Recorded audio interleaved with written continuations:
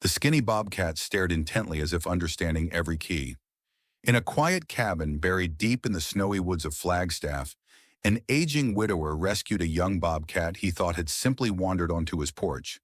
But night after night she returned, not for food but for the piano. And then one evening she began to sing alongside him and his house cat. What followed was nothing short of magical. The first snow always came quietly in the mountains outside Flagstaff, drifting down from the dark sky like a soft reminder that another year had slipped past. Caleb Hayes felt the familiar ache in his chest as he watched the flakes settle against the windowpane. At 68, he had grown used to silence, too used to it. After his wife Margaret passed 3 years earlier, sound had become something he rationed carefully. But there was one sound he could never let go of: the piano.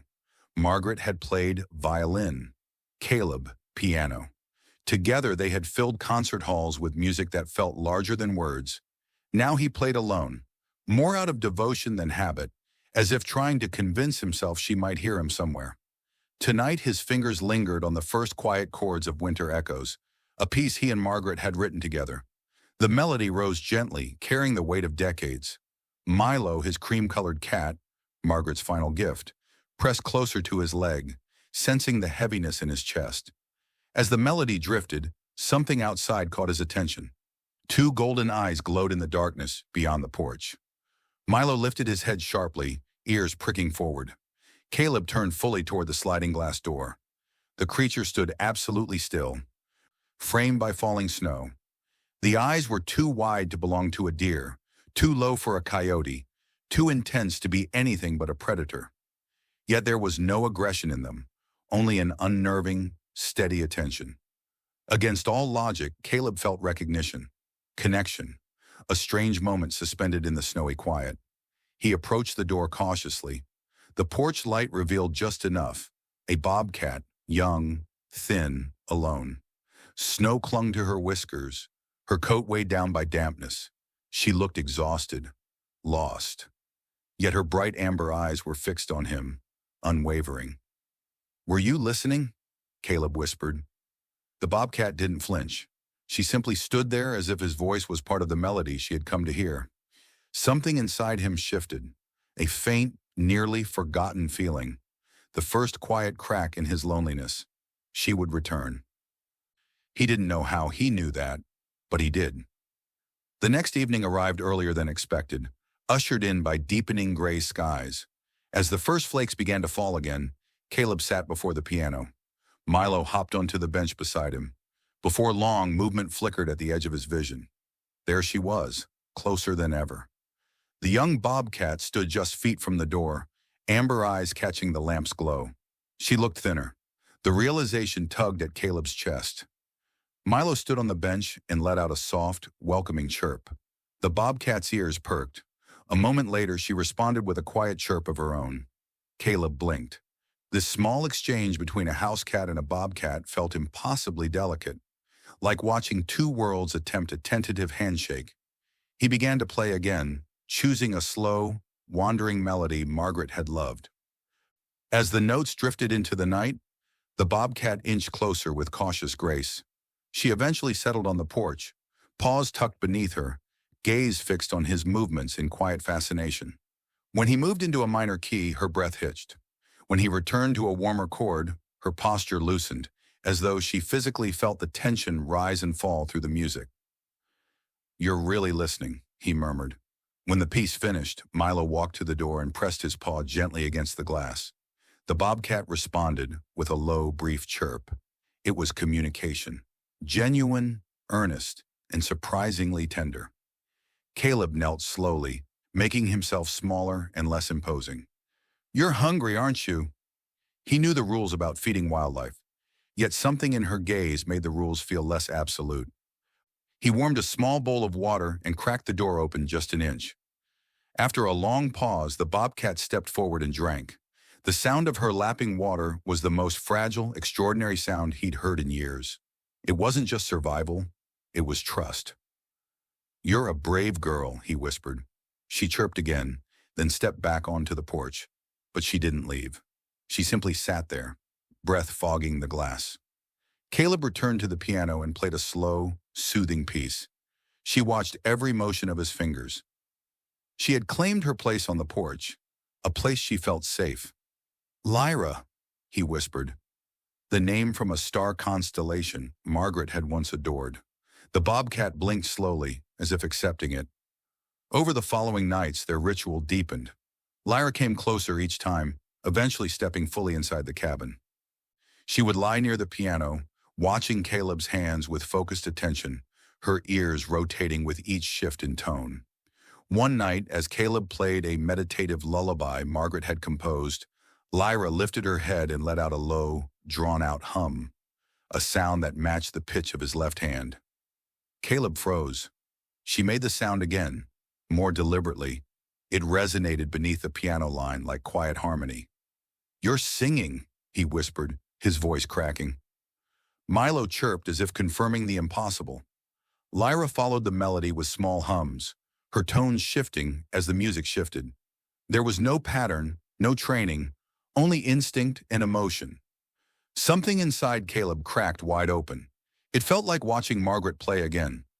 The presence of harmony, the presence of a companion.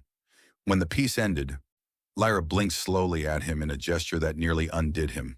She trusted him, the kind of trust a wild creature offered only on her own terms. But rumors spread through town. Neighbors whispered about a wild bobcat near Caleb's property. One evening, Tom Reed appeared at his door with a warning. People were talking, and wildlife control might get involved.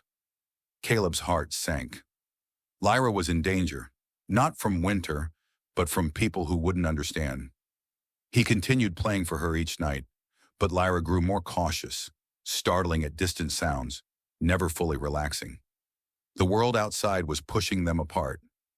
Then everything changed. One morning, sharp pains shot across Caleb's chest. The room tilted. He collapsed to his knees, reaching for his phone but missing. Milo sprinted to the window, pawing urgently at the blinds, crying out in repeated bursts. Tom heard the noise and rushed over. Paramedics arrived minutes later. The last thing Caleb saw as they carried him out was Milo's wide, terrified eyes. And the last thing he felt was fear, not for himself, but for Lyra. The cabin stayed empty for 3 days. When night fell, Lyra appeared on the porch, chirping softly for Caleb and Milo. No answer. She paced anxiously, leaving long tracks in the snow. Then she let out a long, trembling call, full of confusion and fear. She circled the cabin, searching every window. There was no scent of danger, only absence. Tom heard her cries and called wildlife control. "That bobcat's hanging around houses now. Someone could get hurt." Lyra bolted into the shadows but glanced back toward the cabin with a soft, desperate chirp. She didn't understand where Caleb had gone or why the music had stopped. When Caleb was finally discharged, Tom drove him home.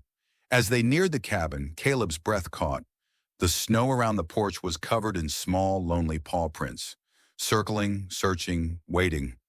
She had come looking for him every night. Milo bounded into Caleb's arms, trembling with relief, but Caleb's eyes were already drifting toward the woods. "Lyra," he whispered, "I'm home."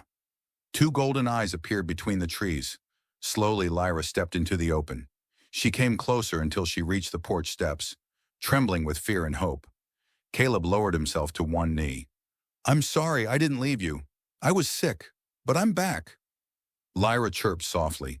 Then she climbed onto the porch. Milo touched his nose to the glass. Lyra pressed her nose to the same spot, the closest thing to an embrace a wild creature could give. The family he never expected had found its way back together. Winter returned in full force, but inside the cabin, warmth gathered once again. The evenings became a ritual. Milo would curl on the bench, Lyra would lie near the piano, and Caleb would play. 1 year after Lyra first appeared, Caleb sat before the piano with both animals beside him. He began Winter Echo's final version, the piece he, Margaret, Milo, and Lyra had completed together. Milo joined with delicate meows. As the melody swelled, Lyra lifted her head and released a long, haunting hum. Her voice vibrated under the melody like rich earthly tone, instinctive, raw, and beautiful. The harmony grew powerful, filling the cabin wall to wall. Outside, snow fell in thick sheets, swirling in the lamplight like a slow-moving ballet.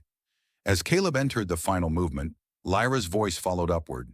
She stood, tail lifting high, her hum turning into a sustained cry that echoed the melody with stunning clarity. It was full of emotion, something older and deeper than instinct. The sound lingered in the rafters, vibrating faintly as silence settled over the cabin. A warm, luminous silence. Caleb closed his eyes, tears slipping down his cheeks. "Thank you for giving me this, for giving me another chance to feel alive." Lyra blinked slowly. Milo purred, nudging Caleb's hand. Caleb rested his hand lightly on Lyra's head. She closed her eyes and leaned into the touch. Music had saved him. Love had found him. And the family he never expected had formed in the quiet between their shared voices. A man, a house cat, and a wild bobcat. 3 voices, 1 song. If this story touched your heart, drop a 0 or 1 in the comments. Your voice helps keep these stories alive. Subscribe to join us for the next chapter of miracles, music, and unexpected bonds in the wild.